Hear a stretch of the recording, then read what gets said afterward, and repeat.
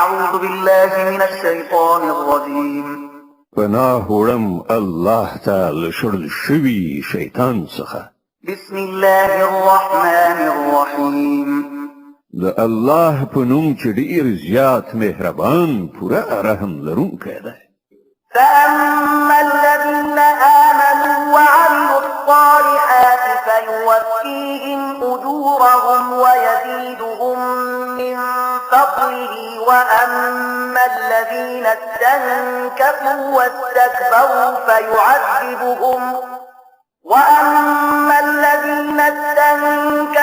واستكبروا فيعذبهم عذابا أليما ولا يجدون لهم من دون الله وليا ولا نصيرا.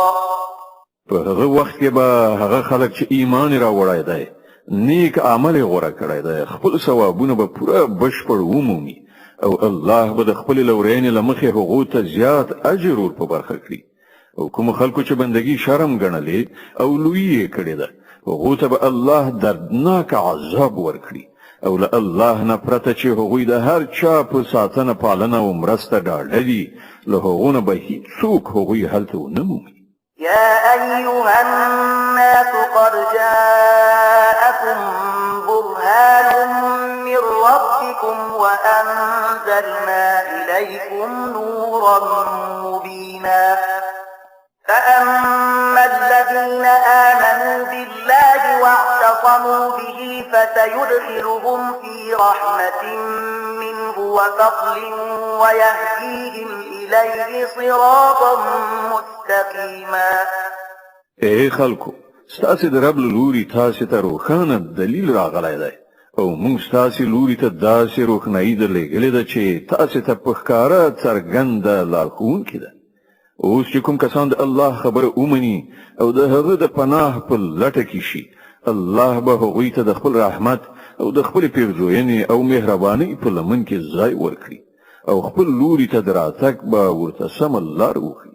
يستفتونك قل الله يفتيكم في الكلالة إن امرؤ هلك ليس له ولد وله أخت فلها نصف ما ترك وهو يرثها إن لم يكن لها ولد فإن كانت اثنتين فلهما الثلثان مما ترك وإن كانوا إخوة رجالا ونساء فللذكر مثل حظ الأنثيين.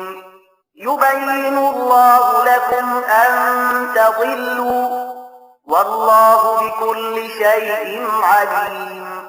خلق له تاسو څخه د کلاله په باب فتوا غواړي ووایه الله تاسو ته فتوا درکوي که څوک بیا اولاد عمري او د هغه یو خور وي نو هغه به د هغه نیمایي ترکه واخلي او که خور بیا اولاد عمري نو ورور به د هغه وارث وي که د مړي وارثان دوه خويندې وي نو هغوی به د ترکې له دریو نه د دوو برخو حقداري وي او که ډېر ورونه خويندې وي نو د هر نارینه به د هرې ښځې په تناسب دوه چنده برخه وي. الله تاسو ته حکمونه تشریح کوي تر څو چې تاسو لار ورکې نشئ او الله په هر شي پوه دی. صدق الله العظيم. الله ستر رښتیا ویونکی دی.